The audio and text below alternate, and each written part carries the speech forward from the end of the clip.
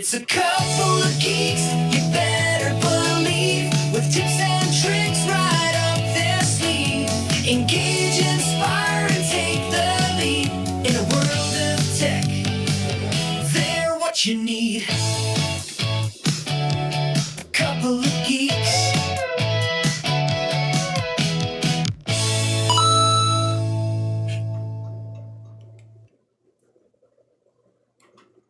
Yay. Yay. All right. Well, hello. We have our microphones on. Our caffeine is definitely kicking in. And yes, I'm once again staring across the room at my handsome husband / co-host, Wesley, because apparently we don't spend enough time together. We decided to rock this incredible, if I do say so myself, podcast called A Couple of Geeks, where we geek out about what we know best, which is education, technology, and all that behind the screen stuff that we think matters. Yeah, I mean, look, we talk about virtual teaching all the time, like outside of work and on our famous after work walks. So we decided, why not just hit record and turn this into a podcast? So here we are. Yeah, this is going to be fun. Yeah, so this is our pilot episode. We are dubbing it Virtual Presence. It's something we like to talk about all the time. And we kind of feel like this one's personal. So we've talked a lot about this. Wes, we've had a lot of conversations about this off mic. But for everyone listening, what exactly do we mean when we're talking about virtual presence? Yeah, it's such a important, I think you and I have talked about this before, right? Like we focus so much on tech tools and now AI. And it's sort of this paradox where teaching is going to become more important, right? Because that's the fear of you work with a lot of teachers, and that's the number one fear is, oh my gosh, AI, we're going to go away.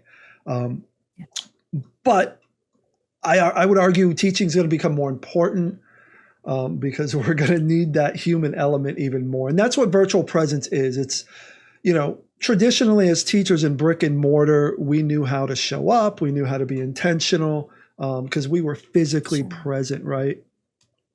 But in virtual, that's a little tougher. I mean, we do have live sessions. We do have live, phone calls, DBAs, those kind of things, which is great.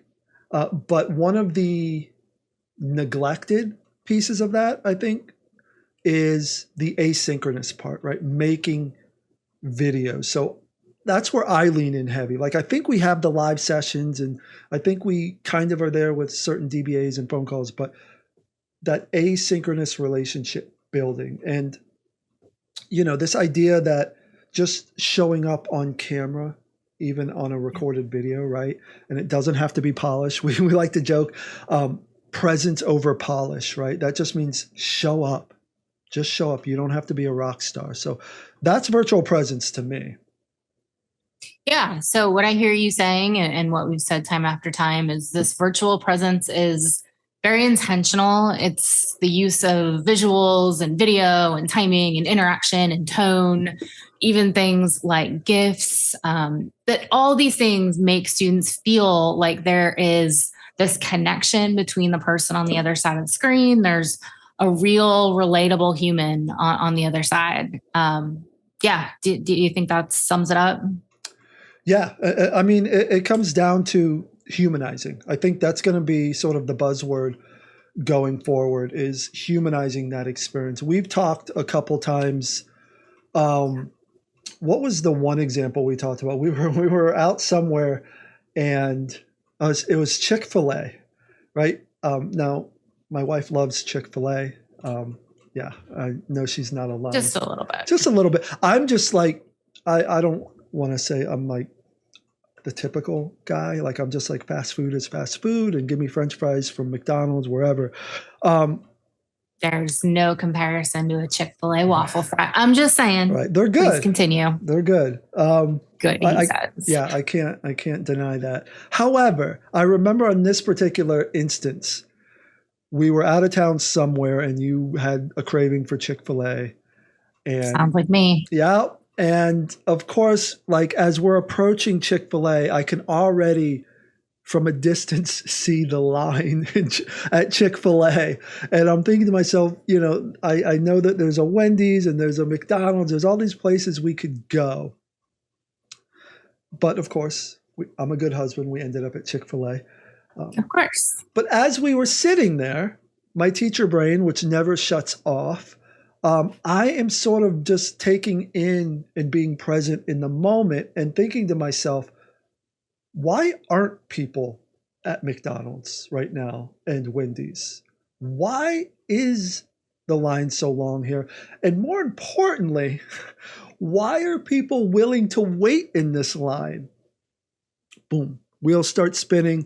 And this is a rhetorical question, but I'm going to throw it out to anyone watching or listening. What does Chick-fil-A do different that those other places don't do? Right? They actually have a person in line to meet you, to greet you. And again, it was that aha moment. I joke with my wife every once in a while. I have these sort of matrix moments where like just reality starts flashing in my eyes. And that was a matrix moment. Like, holy cow, they're still using technology that you can still order on an app. They have iPads, but there's a human being looking you in the eye, giving you that moment, that humanized moment. So, to bring it back to your question, it's about humanizing. And I think it's a missed opportunity in our environment, right? I think when I look at the current state of virtual teaching, a majority of it is the McDonald's experience where you come up and it's sort of a speaker with a disembodied voice and it's functional and you get what you need. You get your fries, you get your burger, but the experience is lacking. Right. And you can tell because sometimes there's not a lot of lines anymore.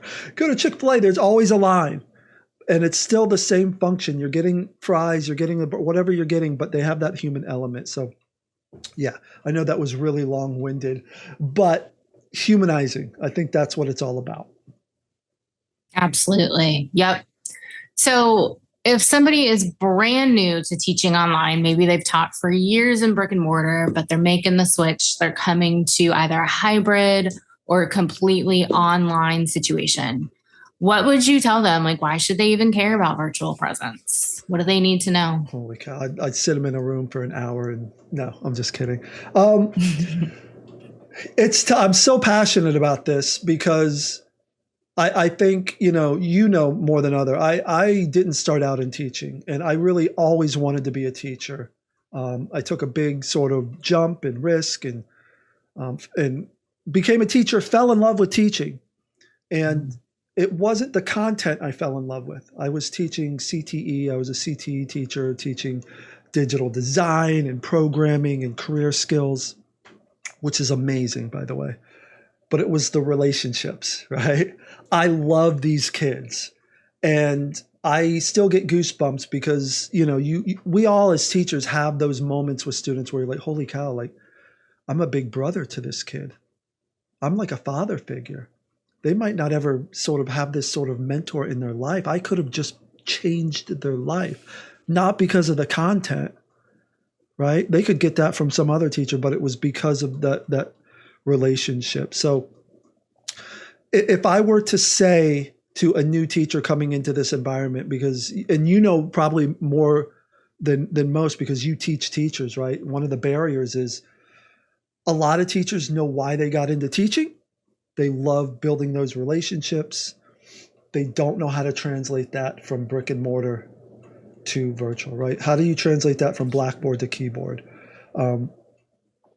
And that's what I would talk to them about is videos. And then I would stop, pause, take a breath and say, videos. Learn to make videos because you can build those same relationships through videos, right? So that's what I would say. That would be my advice out there. Get out there. It's not going to look great at first, but start making videos.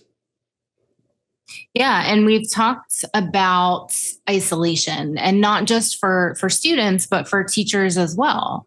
So do you think that focusing on virtual presence can help us overcome that feeling of isolation that we sometimes get when we're sitting in our houses and we're alone and, we're just looking at a screen? Like, what are your thoughts on that? Yeah. Yeah, that's such a great question because I think we forget, and I've had so many great conversations with brand new virtual teachers, and myself being brand new at a time, especially secondary kids, right? Secondary kids, you forget sometimes you may be the only other human being that this child interacts with, Yeah. right? And I'm not saying interact with in a live setting, right? They might be interacting just in an asynchronous video that you recorded.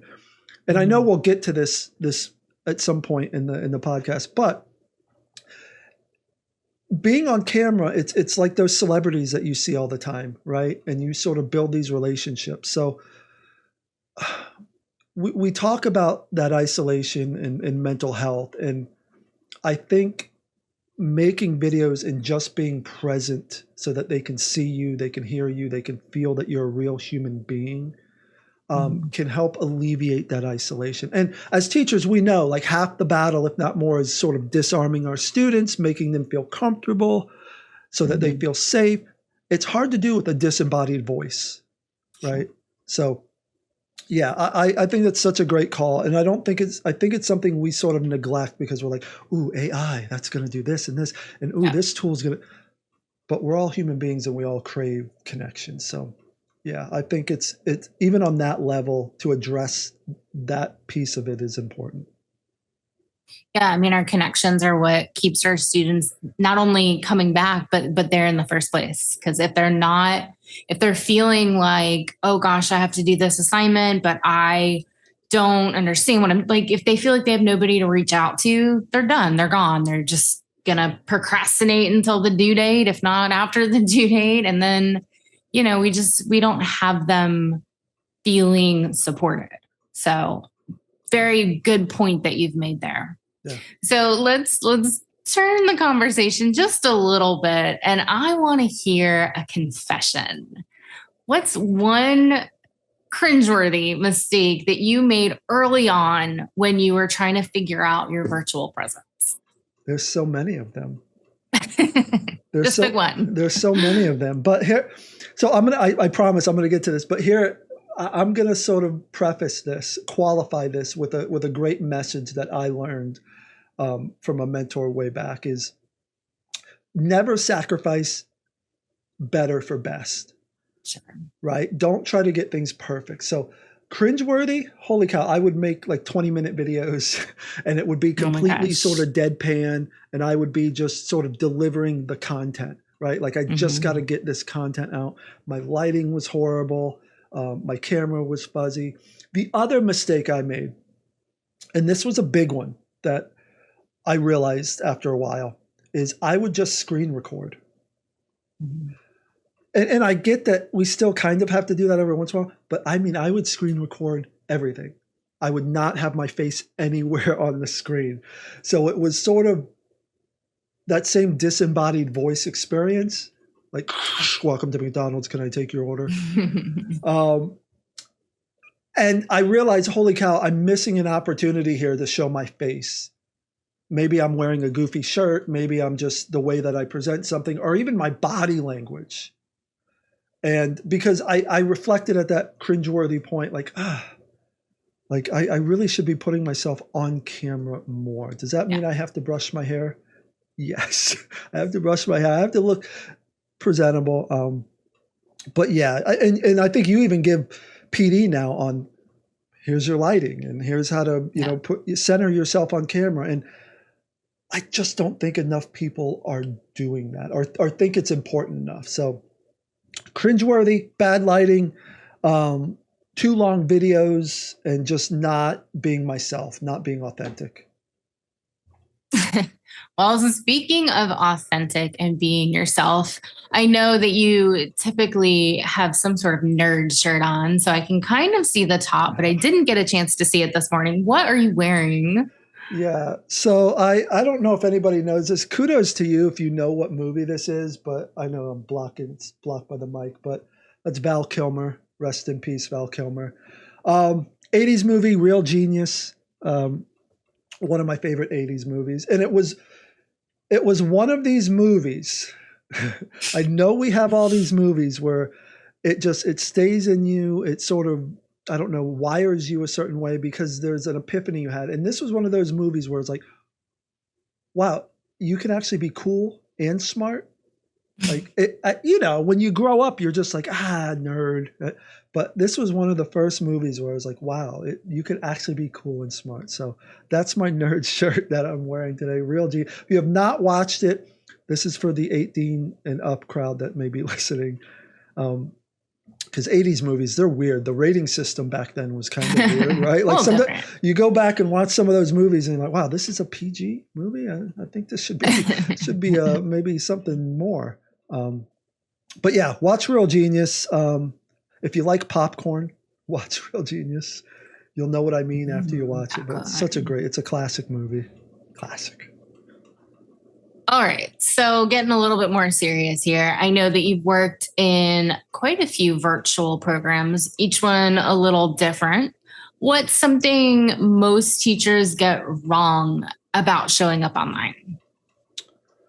Great question. First thing that pops into my head is they think that they have to be movie stars, right? I think I've even had teachers make that comment to me because, I have a background. I'm just a movie geek, a movie nerd. I have been doing, just a little bit. Yeah. I mean, if you saw the rest, this is just a small piece of my office. But I have a background in making video. I've been making videos since I was, knee high to a grasshopper, right?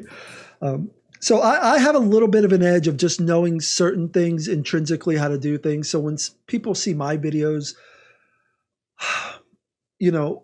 I have to sort of caution them and go, no, you do not have to be a movie star.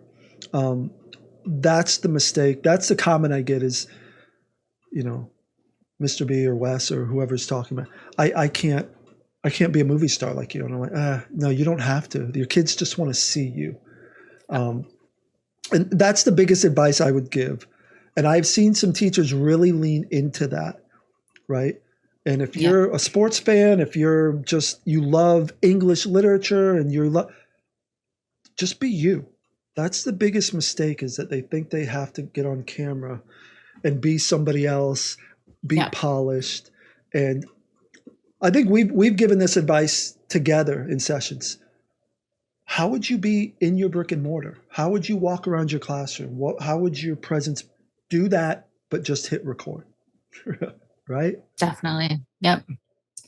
So is there, and this is kind of what I think I hear you saying, is there a difference between being on camera and actually having presence? Yeah. So presence is, and it's such a great question because I think the two get confused. So just making videos is not necessarily presence, right? Because presence to me is more about intentionality. Where do you put these videos? What are in the videos? How are you delivering the videos?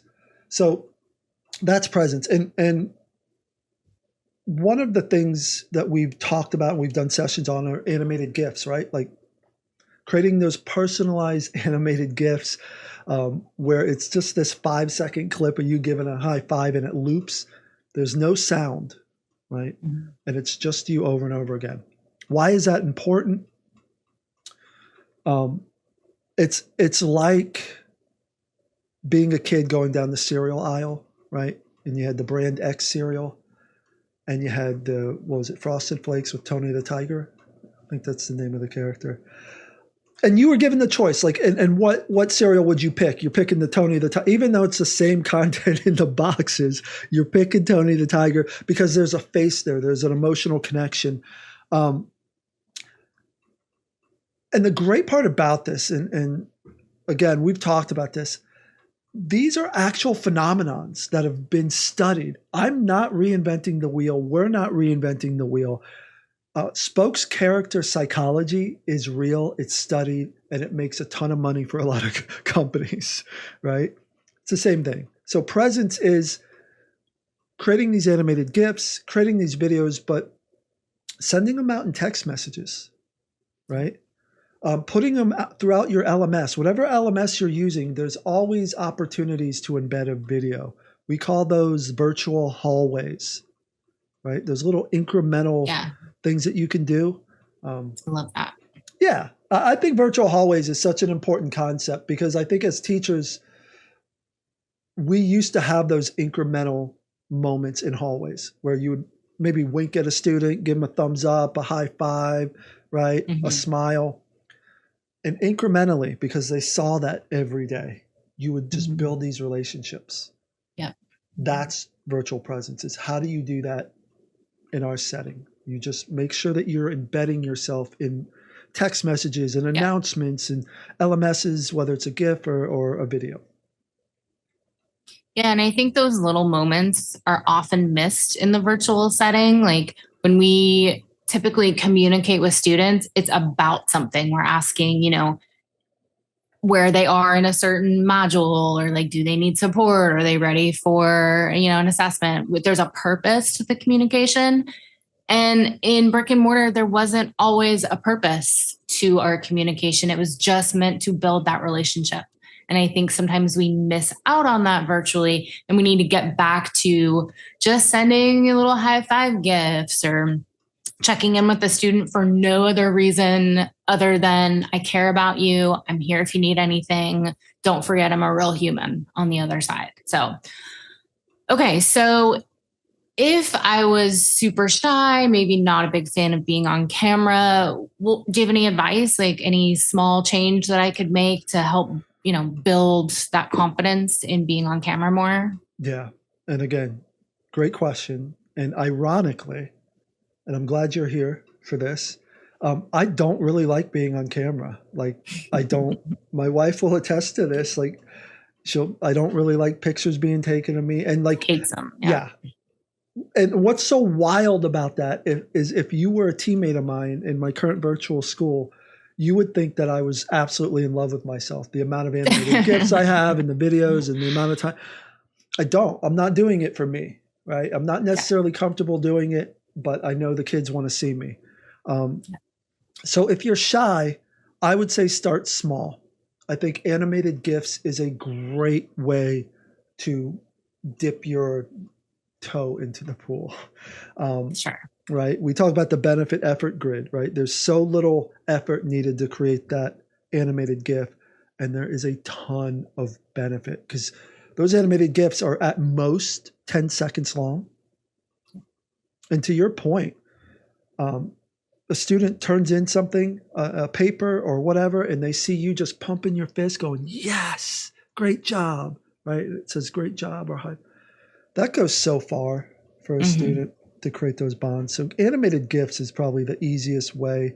And then just start with short videos. I did a welcome video where it was just a 1 minute long video of me saying, welcome to the class. I'm so excited to meet you. And it was sort of framed like, what would I be doing that night before school starts, right? Where you're meeting the parents and the kids and you're standing outside your door. I just did that and recorded myself. 1 minute. Love it. Yeah. So speaking of fast, let's do a quick lightning round of best practices. So 3 different topics. I want you to give me like a very quick answer for each. Okay. So camera on or off, scripted or natural, filter or no filter. What do you think? It's a balance. Camera on when it matters. Does your camera always have to be on? No. But kind of like Chick-fil-A, be intentional, right? When you can, show your face, let them hear your voice. Does that mean, you're going to do a quick feedback for Casey and say, hey, let me screen record something. I need to be on No, not always. So when it matters, be on camera, be intentional. Scripted, there's a balance there too. I think both of us are guilty of sort of being overly scripted, and then both of us are guilty of being a little too loose and we go off on tangents. So it's a balance. Be yourself. Be yourself. The ums, the stutters, the mistakes. I taught programming, and every once in a while when I was doing a lesson overview, I would make mistakes on the video. I didn't edit them out. I left them in so the students could see me work through that. So be yourself. Filters, I don't use filters. Right? I mean, you can definitely use filters. Again, be intentional with them. If it's a fun filter, maybe you're teaching, something about history or biology, and there's a filter where you can change yourself. Go for it. But yeah, be yourself. The last thing I will say for the lightning round is the more you record yourself and the more you see yourself, the better you'll get, because you will notice certain things. I think we've both noticed at times when we watch our recordings, wow, I'm not really smiling a lot when I recorded this, right? And again, it's not, you're being yourself, but there is some intentionality where you go, wow, I do have to be aware that I need to sort of have a welcoming presence. So, but just do it. Just get out there. You'll figure it out as you watch yourself. Sure. Yeah. And something else that we talk a lot about, because sometimes it comes very naturally and sometimes it's more scripted than we think. But what role does humor or personality play in creating presence? There's a role.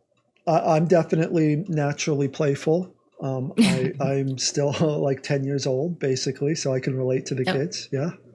But not all teachers are like that, right? But I reflect back on my own experience as a student. That's what I loved about our teachers. I had teachers that were really sort of deadpanned and strict, and I loved them for that. I also had teachers that were really goofy and crazy. I loved them for that. It was this whole spectrum. Don't be anything that you're not, but be relaxed and be yourself. I feel like anybody who has gotten into this profession did it for a higher purpose, did it for a reason. They love their subject or they love their kids or both. So I think that's the thing to center yourself on. Why did I become a teacher? Why am I here? Right? And I think if you can tap into that and just put that on camera, you'll be fine whether you're telling bad dad jokes or you're just delivering your content, right? You bad dad jokes? No. Every day. All right. So you talk about asynchronous and how that doesn't always mean disconnected. Can you give an example of how presence can still matter even when you're not live? Yeah. So I think, and this is one of the other phenomenons that has been studied that I think we need to leverage. And I don't think anybody's paying attention to this. This is why I think you and I are trying to get up on the mountaintops and going, hey, this thing over here. And it's called parasocial relationships. This is a phenomenon that has been studied since the 50s. And what it is are these one-sided relationships that people would build with people, celebrities basically, right? And it's because of the constant presence that they see these people on screen, on camera. And that's the opportunity we have in virtual teaching. Yes, live settings are amazing, but they're limited, right? They're very limited. Asynchronous relationship building is sort of like being a TV character on a show, right? I know we all watch shows. We all probably have those people or shows that we watch over and over again. They feel like a family member, basically, right? Mm-hmm. But that's parasocial relationship, and it's a studied phenomenon. And the funny part about it is TV celebrities, more so than movie celebrities, have found to have stronger relationships with people via this phenomenon because you see them at home, you see them every week, there's a constant presence. So again, Matrix moment, that's what the opportunity we have as virtual teachers. So I would say the asynchronous part of our teaching is actually more important than the live, right? Because I think they're going to probably see us more asynchronously than live, right? Yep. Yeah. So you mentioned parasocial relationships. It's kind of a newer term in my vocabulary. When did you first connect what we were doing with that particular concept? Well, you know this story. You were there. So just to reiterate how much of an absolute geek I am. It needs reiteration. Yeah, it does not. This was at a convention of all places. It was at just even starting with that sentence nerdifies you. Comic convention. And historically, just let me qualify this. I used to go with my kids. They were small. We would go to the comic conventions, meet comic creators and artists. We met Stan Lee once. It was amazing. And there's other celebrities, movie stars there. This particular convention, I think this was around the time I was sort of thinking about making that jump into education and virtual teaching, all that stuff. But I met Ralph Macchio. You remember this? Mm-hmm. My daughter came running over, said that there was nobody in line to meet Ralph Macchio. This was before Cobra Kai, mind you. So they had not, I guess, blown up yet. Yeah. So there he was, Ralph Macchio, 80s god, sitting at the table, just kind of staring at me. I'm my hands shaking, trying to get my poster out to get him to sign it. I was completely nervous, went up to him. He's asking me all these questions, all these difficult questions, like, what is your name? Because he wanted to personalize it. That's a tough one. I forgot my name. My daughter was there. She said his name's Wesley. Make it out to Wesley. But I was so nervous. They could not have been nicer, right? We met William Zapka, Johnny, took pictures, got autographs. But just like Chick-fil-A, like my teacher mind started spinning. Like, again, why? What the heck just happened? Why did I feel like I knew Ralph Macchio even though I never met him?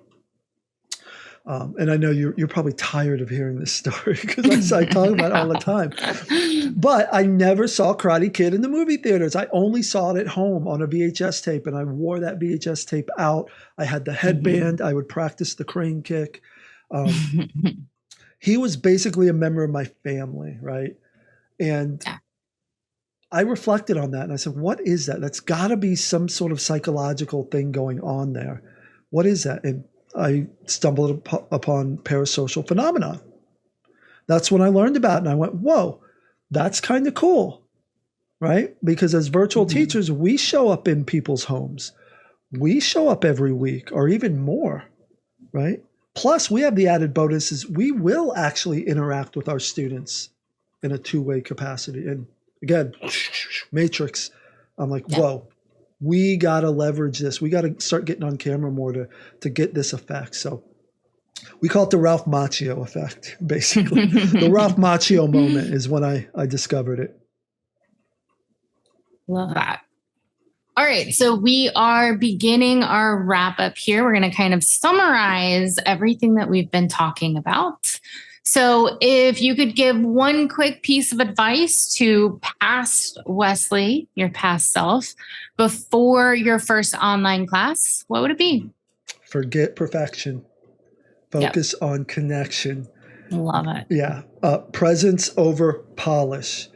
Right? I have a bad habit of just trying to tweak things to a point where I'm like, oh, it's perfect. Meanwhile, 3 months have gone by. I haven't seen my kids. They haven't seen me, right? So presence over polish, just do it. So that's the best advice I can give anybody listening or watching this. It's going to be bad the first couple of times. Yes. Right? We always joke, you have to get the bad out of the way. Oh, right? for sure. So get the bad out of the way. Reflect on what you're seeing. Is the lighting good? Should I talk louder? What should I do? But yeah, presence over polish. Love it. And what is it that you always say about content? That I love the concept. Yeah. Content is not the commodity anymore. Yeah. Right? We talk about this all the time. And if you think about this, for those out there of my generation, of our generation, we used to have to go to school. We used to have to go to the library to get information. Walk 15 miles uphill both ways. Right? In the snow. Barefoot. Yeah. But we don't do that anymore, right? We go to Google, we go to YouTube. Now with AI, all of that's like on steroids. Yeah. And again, I think that brings a lot of fear to teachers. Oh my gosh, we're going to become obsolete. No, I think it's going to make us more important. That human to human connection is going to become even more important because content's not the commodity. Relationships and experience are the commodity now. So, yeah. Love it. So what's something you wish that every school or virtual program would train their teachers on? Get on camera. I don't care how you do it, get on camera, right? Yeah. I think we both talked about this. It's such a missed opportunity. It's such a missed opportunity. I think in this day and age, I laugh because, every once in a while we'll watch some sort of weird, obscure 80s sitcom that I'll force you to watch with me. Under duress. Under duress.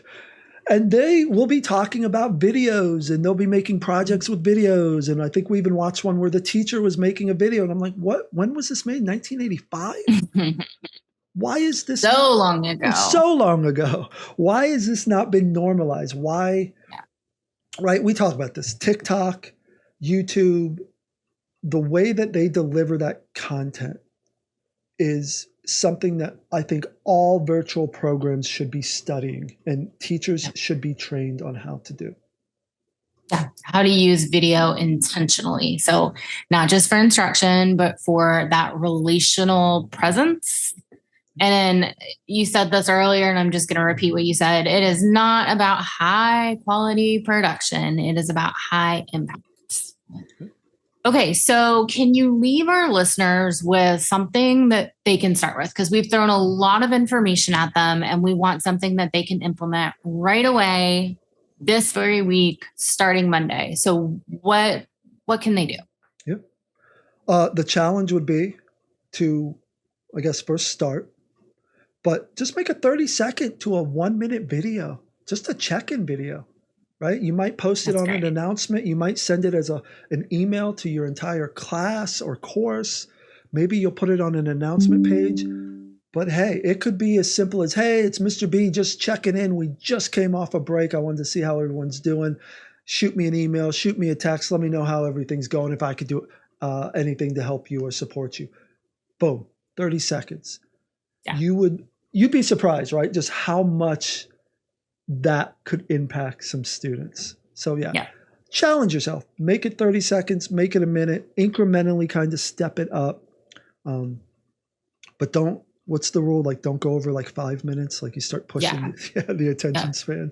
Think about that attention span. No. So what do you think your virtual present superpower is, and what can people do to discover theirs? Yeah, I had something in mind that I was going to say. I'm perpetually 10 years old, so I think I innately just connect with kids. I don't know if that's a superpower. I just lucked out. But I always like the phrase "fail fast and fail often." I think the superpower is try things. Yeah. I think one of the things, again, is a missed opportunity. I don't want to say it's a pain point but I've had these conversations with teachers. And it always struck me, as teachers, we teach growth mindset. We teach our students to be brave, to do things. But sometimes we have teachers that are reluctant to do that. So be brave, right? Try this, do this. It's not about you. It's about these kids who you may be the only person they see all day. So I guess the superpower would be the one that anybody can have out there is just fail fast, fail often, try things, get on camera. Yeah, as long as you try. Yeah. I love it. All right. So that is a wrap on our very first episode of Couple of Geeks. That went well. That went well. Is there one takeaway that you hope sticks with anyone watching and listening? I mean, again, presence over there's so many, right? Like presence over polish. Content is not the commodity. So think about that. Here's the message. Here's how I'll end this, because I think this is such a great message. We have a lot of fear over AI, right? And being replaced. If content is not the commodity, here's my message to everyone out there, every teacher out there that's a little bit worried right now. You are the commodity. You are the value, right? We've talked about this before with teachers.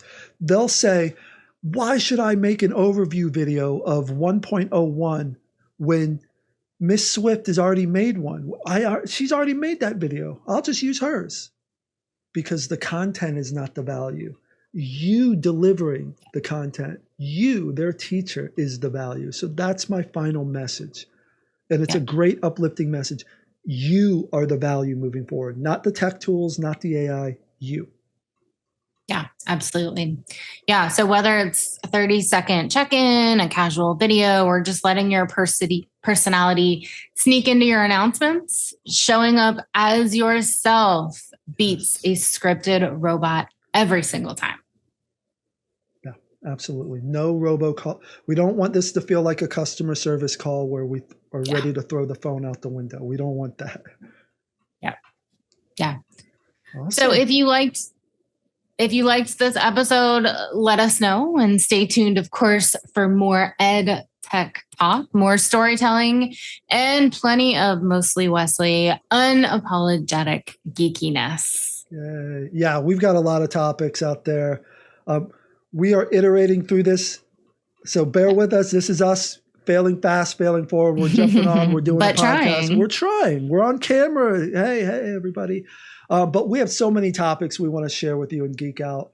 I know Casey's got some things rattling in her brain. So next time it's going to be her doing most of the talking. She's got some really cool things she wants to talk about as far as AI. So hopefully you'll tune in. Yeah. And we're modeling what it means to just start somewhere, show up, and grow as you go. So we'll catch you next time on Couple of Geeks. And remember, stay human. Bye, everybody. Bye. Thank you for joining us. They're